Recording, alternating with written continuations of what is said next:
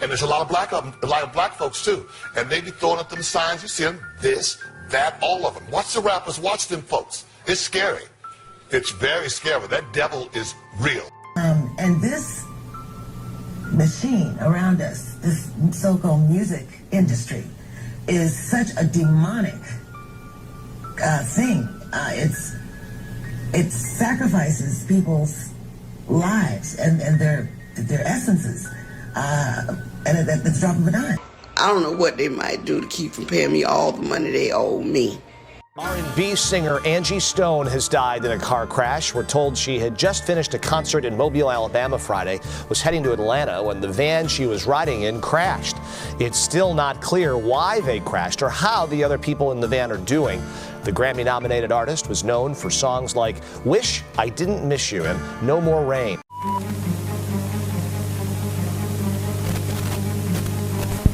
Tell me, is it facts or opinions? You be the judge. You'll have to decide. You'll have to decide. You'll have to decide. Welcome to another Facts or Opinion where everybody's got a fact and everybody's got an opinion. First and foremost, I want to say salute to everybody. Y'all make sure that y'all hit that like button, y'all comment, and y'all share. I appreciate everybody showing love, the subscribers, the comments, the likes. Really appreciate it. So let's get to this. Going down Interstate 65 the other day, I know everybody heard I'm going to Montgomery, Alabama on the way to Atlanta, which was the great Angie Stone. May she rest in heaven. Angie Stone tragically lost her life. I mean, she was in a Sprinter van. Somehow they still don't know what's going on. Van allegedly flipped about 15 times and hit by a semi. Other people end up surviving, but somehow Angie Stone did not survive out of this. I'm not just bringing just this. I'm bringing awareness about the industry too. Because in this video, you're going to see Angie Stone talked about some of the things she went through. She talks about how Universal basically stole all her rights. She didn't have any rights. Financially, she was owed money, and she couldn't get her money. And she was willing to fight. And maybe this was her last encrypted video. And maybe it was a reason for her to do this. So y'all check this out and y'all tell me what y'all think. Dealing with a lot the last month, a whole lot. And I'm just here to let you know I am so outdone with things that have been going on in and around me. And because we're at the end of 2024, I kind of just want to shut it down, looking forward to 2025. I want y'all to go like and share, get some people on this live, mainly because I'm about to reveal some stuff that, Lord just told me to talk about today. Going out of this year, going into a new year, I need to bring you guys up to speed with some things that I've kept very personal and to myself. Some things I wanted to share and other things I didn't want to share, but now I'm okay to reveal some things that is probably going to shock some people. It was a lot for me to get on here and do this. I mean, this last month has been trying. First out, I want to shout out all the people in Detroit. I had a show that was supposed to be with Music Soul Child, Marsha Ambrosia. Shout out to Raheem Devon for standing in for me. I had something happen that caused me not to be there, but God just needed to sit me down so I could focus on me. So before I go into just what I experienced, what I went through, I want to let you guys know I almost didn't make it through this process because it was something that just kind of hit me. It was a day or so before I was scheduled to fly out to Detroit. And I was very excited. All the tickets were bought, the hotels were paid for, the band was ready to go. And then I got hit with this crazy news, and it kind of threw me for a loop. So I figured I better share it with you all, and you can pass it on, because just because we're in the industry doesn't mean we're not human. Things happen all the time. And unfortunately, when this happened, I just wasn't prepared for it. But anyway, it caused me to miss that show that I was super, super excited about. Go in and get somebody, come back to the live. Like I said, I don't want to have to say it again.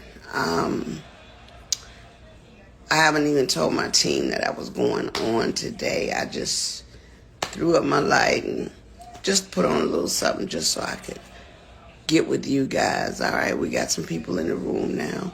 Maybe for some people, they might be happy that it happened to me because everybody don't wish good things for you. Some people wish bad things for you, and I continue to pray. I will say this. It has been one heck of a ride. This last month, the enemy was trying to take me out. He was really trying to take me out. And, okay, I'm going to wait till we get those 50, 60. We had 51. Let me see, can I get 70 to 100 people in the room right now before I reveal some very, very interesting information. And it is like a double-edged sword, because I'm going to tell you one thing, and then I'm going to get to the worst thing that could possibly happen to any artist after 45 to 50 years in the business. The worst thing that could happen. It has, of course, happened to me, and I'm constantly in prayer for God to forgive the people that have wished me ill will or, done anything to remotely get in the way of the gift of sharing with my fans. Oh, by the way, the Christmas song, All I'm Missing, is #1 in several countries. We put it out on the 15th of November, on the 14th of November. The devil tried to stop that. It was snatched down. Then it was put back up. He tried to, of course, blame it on me, but it wasn't my fault. However, the song prevailed after everybody bailed. The song went all the way to #1 and is steadily climbing the chart. I'm trying to keep from crying because the devil was very, very, very particular in targeting me. But anyway, I was rushed to the hospital because I wasn't breathing so well. Came to find out, I had what was a bacterial blood infection that I had gotten when they stuck me with the needle. It had went into my bloodstream and caused a staph infection of the blood. Now, I didn't have a clue that there was a blood infection until they rushed me into ICU. I went into ICU and I went to use the restroom and I passed out in the restroom. My oxygen went all the way down and rendered me basically unconscious. When I came back to, the nurses began to tell me that I was screaming for Jesus, because when I went down, I'm sorry, I didn't know that, I didn't know what was happening. All I know is it was all of a sudden. And I began to praise God and call on his name, because I knew biblically that if I was transitioning, I needed to be calling on Jesus. And I need to be calling him by his name, so I began to scream his name. When they brought me to is when they told me I was lucky to be alive, because I was on the floor. And sorry.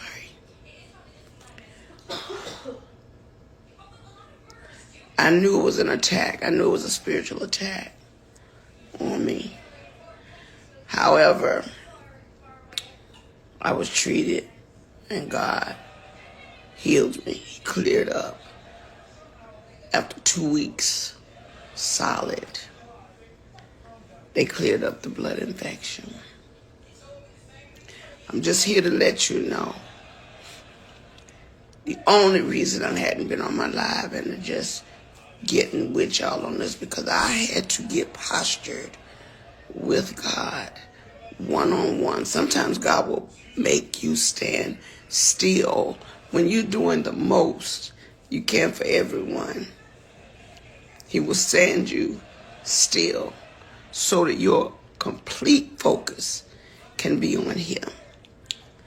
God he knew that I was about to come into some things. And as I began to come back to myself completely, I remembered everything that I was working on. I remember the people that were in my immediate circle that were supposed to be there to help me. By the time it was all said and done, the Christmas song had been snatched down. For what reason? I wasn't in a position to really fight that. I had to fight to live. So I couldn't worry about that because I knew that it would take care of itself, but not without the devil trying to blame me for the mishap. Lo and behold, I won't call any names, but people quit on me because they thought it was me.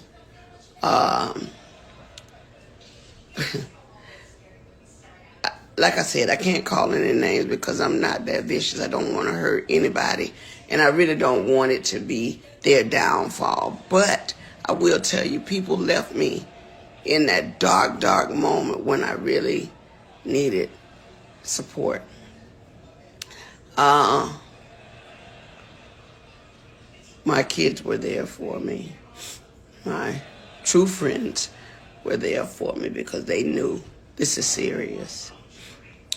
They thought that blood infection would have damaged my heart, so I went into a lot of testing to make sure there was not heart scarring.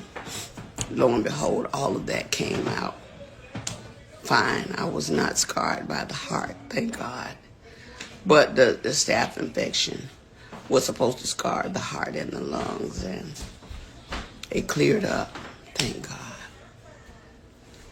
So I just wanted to be transparent with you all because I don't always have it all the way together. But I'm a hard worker. You know, I play hardball, but I love twice as hard.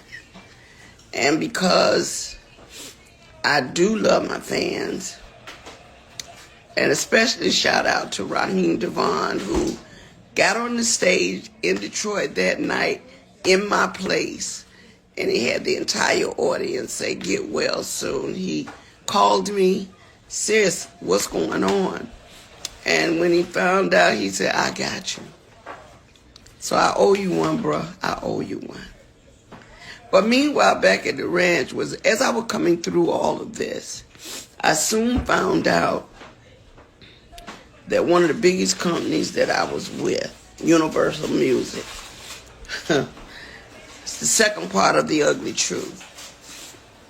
We began to research things to check on my royalties and my statements and things that of that nature, only to find out a lot of my publishing, a lot of my royalties, my mechanicals, they have all pretty much been stolen.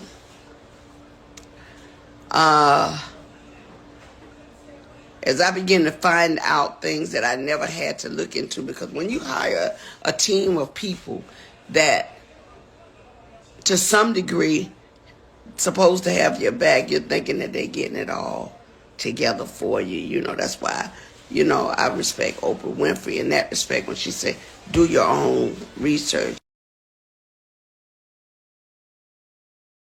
Angie Stone, the celebrity, that I let a lot of important things slip through the cracks only because I didn't know any better. I worked very hard to take care of my kids as a single mother, and I'm being transparent. My kids' fathers just were not doing what they're supposed to do. So I had to step up and go in and do everything that I needed to do for my family, which is why I worked so hard, which is why I traveled so much, which is why I did shows, because at the end of the day, after 40-something years in the business, I'm like, well, why? Where are my royalties going? Because I'm not getting this. Come to find out, Universal Music has been receiving all my royalties, all my mechanicals. They've taken pretty much everything. They've stolen, I won't say stolen, but they have taken all the monies that were due to me. They have basically absorbed in that company. And even though there's several class action lawsuits, people that were working on my behalf never even registered the songs. All the songs that I've done, I'm only coming to find out they were not properly registered by the companies that I signed over to. People that were supposed to do their due diligence. So what do y'all think about that? That's pretty eerie. And the fact that I also heard that the day that she passed away was her son's birthday as well. So it's a lot of things. And her daughter, you know, I feel bad because, again, if you haven't lost somebody close like that, losing a mother, you don't know the feeling. And just to have your mother try to get her vigorous back and try to come back, and for her being ill, having an infection in the blood, it took 2 weeks, she almost died during that time, for her to come back out to do some festivals or whatnot down there in Mobile, in the areas and all that stuff, to then turn around and on the way home tragically lose her life. So y'all tell me what y'all think about this. Do y'all think this was some industry stuff? It was just the way it was supposed to be? Is she gonna ever get her money back? Are they even gonna have any type of funeral for this woman? Who's gonna stand out? Is anybody in the industry gonna say anything that looks suspicious or what really happened? So y'all get in these comment sections and y'all tell me what y'all think. Peace.